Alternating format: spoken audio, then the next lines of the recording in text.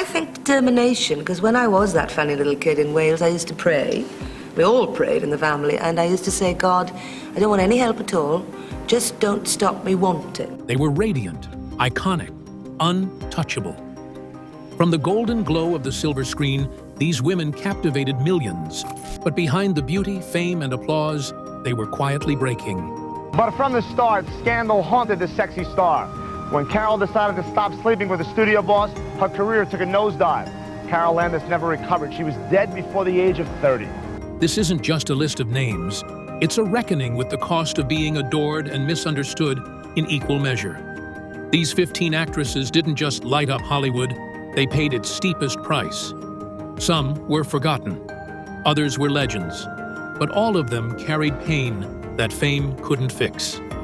These are the real stories behind the tragic ends, told not with judgment, but with remembrance, because even stars can fall when no one's watching. Peg Entwistle, the starlet who jumped from the Hollywood sign. Peg Entwistle arrived in Hollywood with dreams as big as the sign that would later define her fate. Born in Wales and trained in Broadway theater, she had talent, ambition, and striking beauty.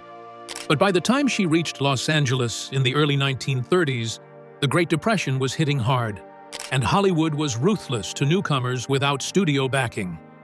She landed a small role in the thriller 13 Women, 1932, which would be her first and last film. Peg had pinned all her hopes on a letter from RKO Pictures offering her more work, but it never came. With little money, no family support, and mounting rejection, she was quickly slipping through Hollywood's cracks. What looked like glitz from the outside often felt like quicksand from within.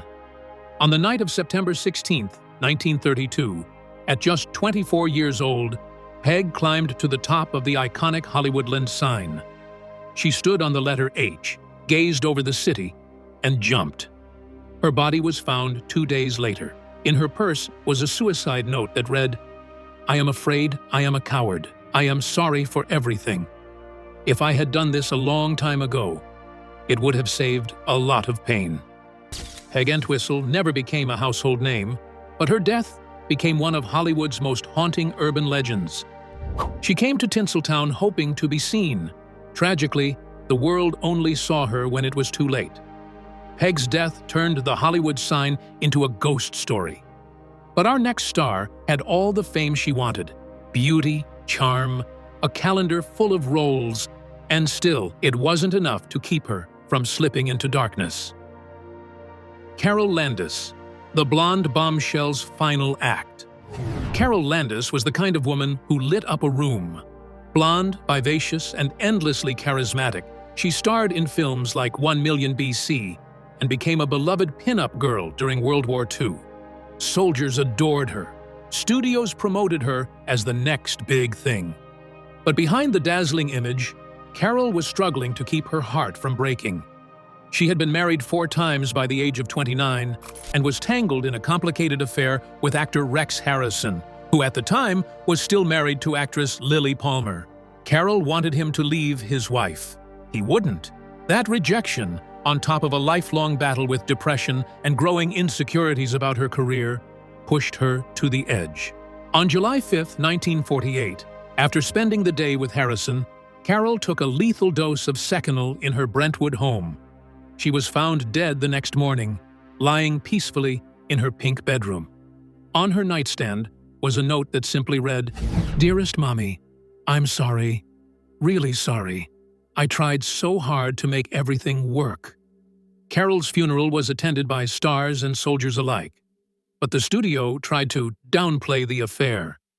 Harrison quietly fled the country, and Carol's name faded faster than it should have. She was just 29, a woman who gave joy to millions but couldn't find peace in her own life. While Carol wore her heartbreak behind a smile, our next story is about a woman who became the ultimate Hollywood goddess, desired by the world but always dancing on the edge of collapse. Marilyn Monroe, the icon whose light dimmed too soon. There has never been another Marilyn Monroe. Her voice, her walk, her laugh, instantly iconic. She lit up the screen in classics like Gentlemen Prefer Blondes and Some Like It Hot. She wasn't just famous, She was mythic. But behind that perfect image was a woman in pain, trying to hold herself together as the world pulled her apart. Monroe was plagued by childhood trauma, abandonment, and years in foster homes. She married young, divorced often, and struggled to be taken seriously as an actress. While the cameras loved her, she constantly battled anxiety, depression, and insomnia. She once said, "I'm not interested in money, I just want to be wonderful." But Hollywood often demanded more than she could give. In the final years of her life, Monroe was heavily medicated. Pills to sleep, pills to wake up, pills to cope. Her relationships with powerful men like Joe DiMaggio, Arthur Miller, and allegedly the Kennedy brothers left her feeling more isolated than adored. On August 5, 1962, she was found dead in her Los Angeles home from a barbiturate overdose. She was just 36 years old. Though her death was officially ruled a probable suicide, conspiracy theories still swirl. Was she silenced? Was it accidental? Or had she simply grown tired of carrying a world that saw her as a fantasy and never a human being? Whatever the truth, Marilyn Monroe remains a symbol of beauty, of tragedy, and of the price of being desired by everyone but understood by no one. From a global goddess to a quiet activist, our next story shifts to a woman who stood up for justice, only to be torn apart by the powers that be. Jean Seberg, the actress, targeted by the FBI. Jean Seberg was only 20 when she starred in Otto Preminger's St. Joan. And though the film flopped, she quickly rose to fame, especially in France. In 1960, her breakout role in Breathless cemented her as a face of the French New Wave. With her cropped blonde hair and intense gaze, Jean seemed to carry the future of cinema in her eyes.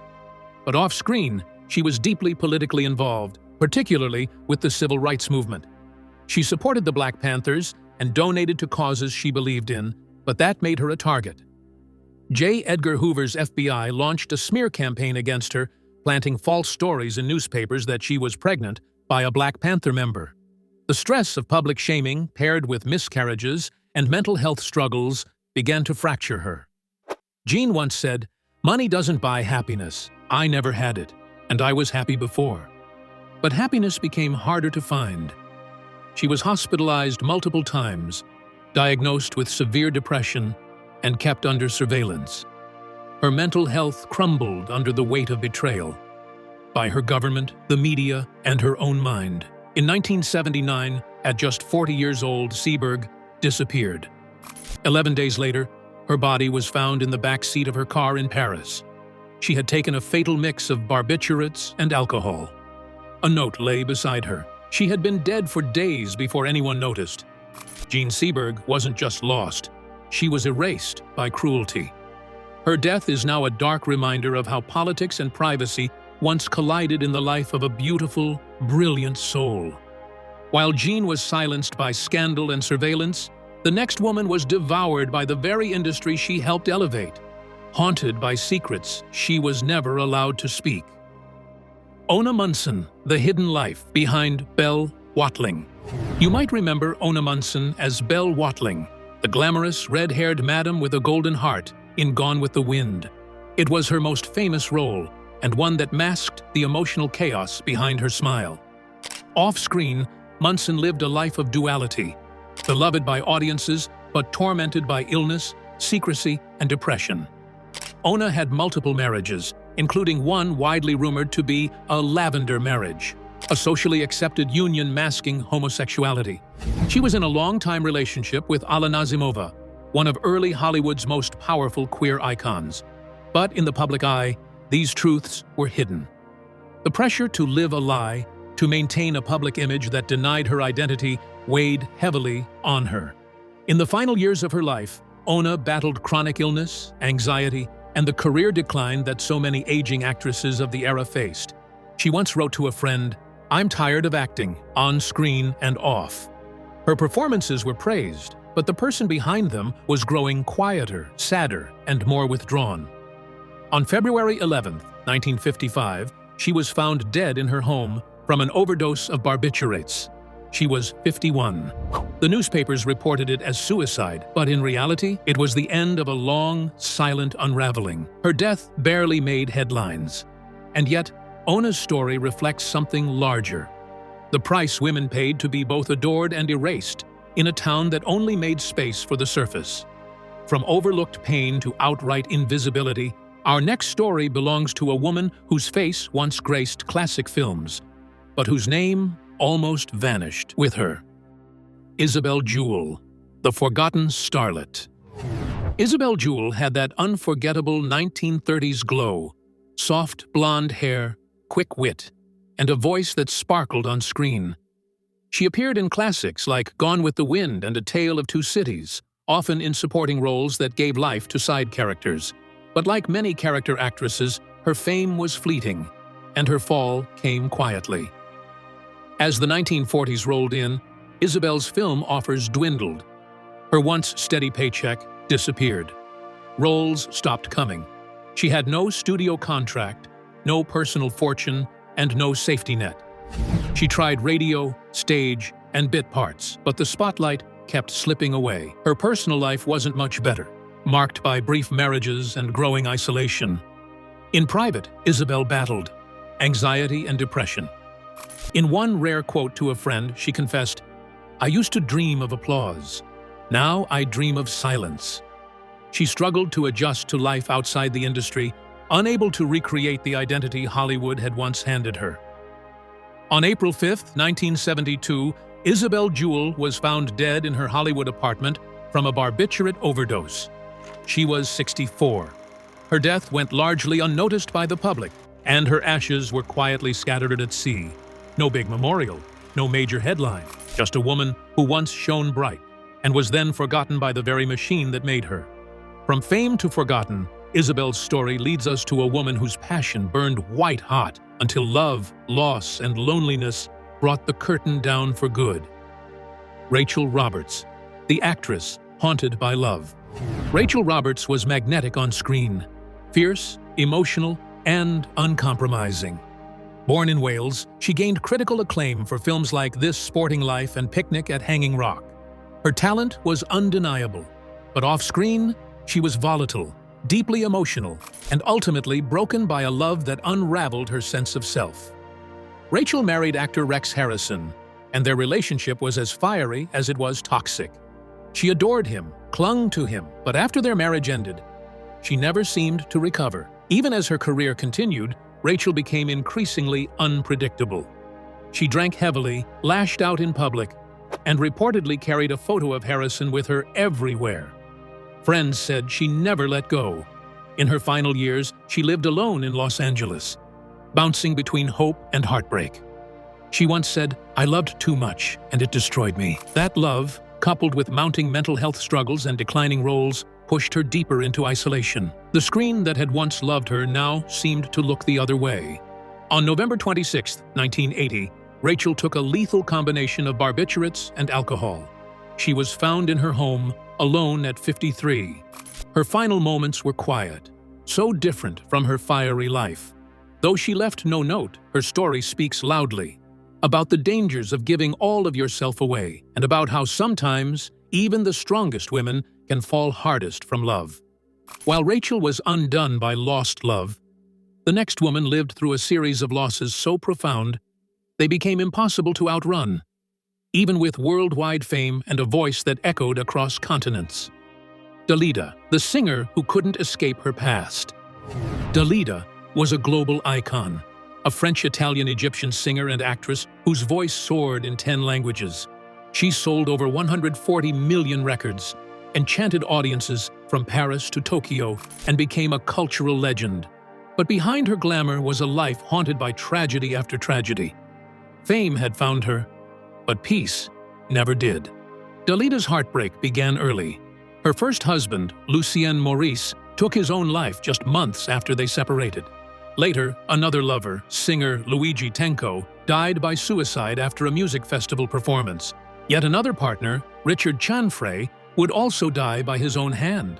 These were not just partners, they were her soulmates, and their absence left an ever-deepening wound. Dalida was known for being emotionally intense, deeply spiritual and privately fragile. Despite her success, she struggled with depression for decades. In interviews, she hinted at her sadness, once saying, "My life is a succession of heartbreaks." The world adored her, but it never healed her. Instead, it kept asking for more. On May 3, 1987, at age 54, Dalida took a fatal dose of sleeping pills. She left behind a note that read, "Life has become unbearable for me. Forgive me." Her death shocked the world. But for those who truly knew her story, it wasn't surprising. It was just tragically inevitable. A woman who gave everything to the world, but couldn't save enough to keep herself going. From an international stage to a family name heavy with pain. Our next story belongs to a woman who inherited both legacy and suffering, and whose end mirrored the most painful chapter of her bloodline. Margot Hemingway, the model's descent. Margot Hemingway was born into a name that carried brilliance and darkness. The granddaughter of legendary writer Ernest Hemingway, she was tall, radiant, and quickly became one of the top models of the 1970s. Her face graced the covers of Vogue and Time, but while the world saw perfection, Margot saw something very different in the mirror. She struggled with bulimia, alcoholism, and trauma, some of it rooted in childhood, some from the relentless pressure of fame. Though she made her film debut in Lipstick, 1976, her acting career never soared. She felt trapped between her famous surname and her fading opportunities. The more she tried to escape, the more isolated she became. Despite her public persona, she felt overshadowed by the Hemingway curse. Her grandfather had died by suicide, and his shadow loomed large. In a haunting interview, Margot once said, "It's hard to live when you're expected to be something you're not." She tried rehab, spiritual retreats, even farm life, but peace never stuck. On July 1, 1996, exactly 35 years after her grandfather's death, Margot was found in her Santa Monica apartment. A fatal overdose ended her life at age 42. Her death was first deemed accidental, then ruled a suicide. Another Hemingway lost to the same darkness. A reminder that no amount of beauty or lineage can shield someone from pain that runs too deep. If Margot's battle was with a name, our next story is about a child star who battled an entire industry, one that cheered her youth and then watched her fall alone. Dana Plato, the child star's tragic end. Dana Plato wasn't born into fame. She was thrown into it. By age 14, she was starring as Kimberly Drummond in Different Strokes, one of the most beloved sitcoms of the 1980s. On screen, she was the sweet, all-American daughter.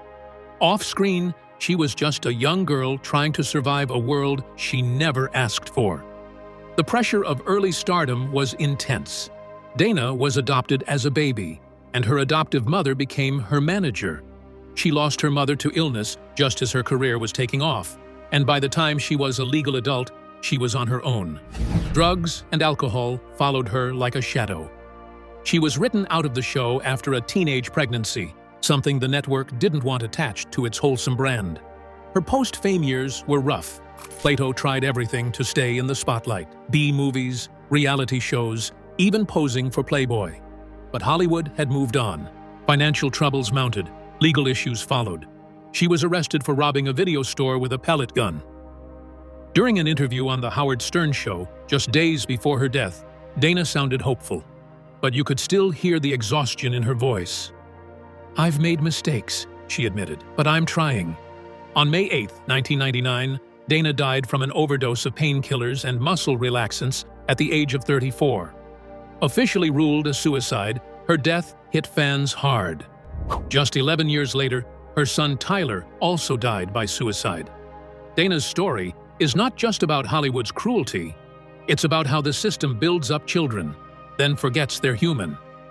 From a child icon pushed out too soon, we now turn to a woman who made the world laugh, only to quietly, tragically fade behind her own punchlines. Joyce Jameson, the comedic actress's hidden pain. Joyce Jameson was the kind of actress who stole every scene. With her breathy voice, wide eyes, and impeccable comedic timing, she became a staple of 1960s television. She popped up in The Andy Griffith Show, The Dick Van Dyke Show, and The Beverly Hillbillies, always playing the lovable ditz with a heart of gold. But behind the laughter was a woman deeply struggling. Unlike other actresses chasing stardom, Joyce knew her lane, and she was good at it. But she often felt underestimated, typecast, dismissed. She wanted serious roles, deeper scripts, more meaning. The industry, though, only saw her as comic relief. And after years of being the joke, Joyce started to feel like one herself. Off-screen, she was plagued by chronic insomnia and depression. She had a long-term relationship with actor Robert Vaughn, who later said Joyce was the smartest woman in the room, but the saddest, too. Friends noted her kindness, but also her increasing dependence on medication. She kept working, but she was tired. In a letter discovered after her death, Joyce wrote, "The curtain never really comes down, does it? You're just expected to keep acting." On January 16, 1987, Joyce was found in her home after taking a fatal overdose of barbiturates. She was 54. She left behind a note requesting peace. It was the first time in years anyone had listened to her without laughing. While Joyce was boxed in by comedy, our next story takes us to the world of French cinema, where brilliance, beauty, and mental illness collided in a heartbreak that shocked a nation. Christine Pascal, the French talent silenced. Christine Pascal was one of France's most promising and multifaceted artists. A gifted actress, screenwriter, and director, she burst onto the European film scene with passion and complexity. She starred in emotionally intense films and was admired for how deeply she committed to every role. But that intensity came from a very real place. Christine lived with mental illness for most of her life. She spoke openly about her struggles with depression, a rarity for the time. She channeled her pain into her art, creating films that were dark, poetic, and deeply human. Critics hailed her as the future of French cinema. But behind the camera, Christine was unraveling. Friends noted she was often withdrawn, fearful, and volatile, consumed by a battle no award could fix. In 1996, after being admitted to a psychiatric clinic near Lyon for treatment, Christine's illness took its final toll. On August 30th, she threw herself from a second-story window. She was only 42. The French film industry was stunned. She had been working on a new project just weeks before. Her death was a wake-up call about the silent suffering that creative brilliance so often hides. Later, her psychiatrist was convicted of negligence for failing to intervene during her stay. But no court ruling could undo what had been lost. Christine once said in an interview, "I don't want to be cured of who I am. I just want to be allowed to survive it." In the end, the permission never came, and cinema lost a voice that was just getting started. From French sorrow to South Korean tragedy, our next story brings us to a beloved actress whose death sparked a national reckoning on mental health, fame, and the power of words online. Choi Jin-sil, South Korea's beloved star. Choi Jin-sil wasn't just famous, she was beloved. Known as the nation's actress, she captured hearts across South Korea for nearly 2 decades. From tender dramas to high-profile commercials, her face was everywhere. But behind her polished public image was a woman bruised by private torment, public scrutiny, and a culture slow to show compassion. Choi grew up in poverty, raised by a single mother, and worked her way to stardom through sheer grit. Her characters were often soft, nurturing, vulnerable, but Choi herself was a fighter. She had a powerful on-screen presence and was celebrated for her authenticity. Still, no level of fame could shield her from what was coming. After a turbulent divorce and custody battle, Choi became the subject of relentless media harassment. False rumors, tabloid headlines, and cyberbullying exploded. Anonymous commenters online accused her of criminal connections and personal shame. In a heartbreaking journal entry, she wrote, "How can I explain what isn't true to people who already believe it?" On October 2, 2008, Choi was found dead in her home. She had hanged herself in the bathroom, leaving behind 2 children and a country stunned into silence. Her death prompted widespread national mourning and triggered major changes to South Korea's cyber laws. The government introduced policies to fight online harassment, Choi's legacy extending beyond film into much-needed reform. From the public pressure of South Korea's media to a quieter tragedy rooted in physical pain and isolation, our next story brings us back to post-war Hollywood and to a woman whose silence spoke volumes. Susan Peters, the star whose tragedy was too heavy to bear. Susan Peters had it all: the talent, the beauty, the rising career. In 1942, she was nominated for an Oscar for her role in Random Harvest. The studio loved her, audiences adored her, and her future looked unstoppable. But then, in a single second, everything changed. In 1945, while hunting with her husband, actor Richard Quine, a gun accidentally discharged. The bullet lodged in her spine, leaving her permanently paralyzed from the waist down. She was just 23. Hollywood wasn't kind to disabled performers then, or now, and her career took a nosedive. She tried valiantly to return, even starring in a TV show from her wheelchair. But the scripts were few, and the support even fewer. Peters once said, "I don't mind living in a wheelchair. I mind being forgotten." She felt invisible, left behind by an industry that had once put her face on posters. Her marriage fell apart, her health declined, and her spirit slowly dimmed. Friends recalled how she lost interest in food, in people, in life. In 1952, at just 31 years old, Susan Peters died from complications related to malnutrition and kidney failure. Though the death was officially ruled natural, many close to her believe it was suicide by starvation. A slow, quiet goodbye from a woman who had already lost everything she once lived for. Susan Peters' life was altered by fate, but our final story was shaped by heartbreak, defiance, and one last moment of cinematic control from a woman who staged her own farewell, like a scene from one of her films. Lupe Velez, the Mexican Spitfire's tragic goodbye. Lupe Velez was Hollywood fire in its purest form. Known as the Mexican Spitfire, she was bold, funny, temperamental, and unapologetically vibrant. She starred in dozens of films, blending sex appeal and comedy in a way few could. But beneath her blazing spirit was a woman aching for stability and love, neither of which Hollywood ever gave her. Lupe had high-profile romances, including with Gary Cooper, and lived a life full of drama. In 1944, she became pregnant by aspiring actor Harold Marish. When he refused to marry her, Lupe's world unraveled. As a Catholic woman, a single pregnancy meant scandal. As a Latin actress in a racist industry, it meant career ruin. Lupe staged her own final scene with heartbreaking precision. She arranged her bedroom with flowers, candles, and silk pillows. Dressed in a satin gown, she took sleeping pills and laid down for her eternal close-up. But fate intervened. The overdose was messy, and she reportedly died in the bathroom instead. Though the infamous toilet death was likely a myth, the cruelty of that rumor still lingers. In her note, Lupe wrote, "I am not afraid. I am just tired." She was 36. Her funeral was filled with A-listers, but even in death, she was gossiped about, misunderstood.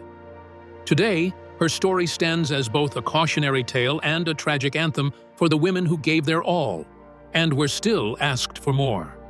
Behind every iconic role and glamorous close-up was a woman trying to survive in a world that often only wanted her image, not her truth.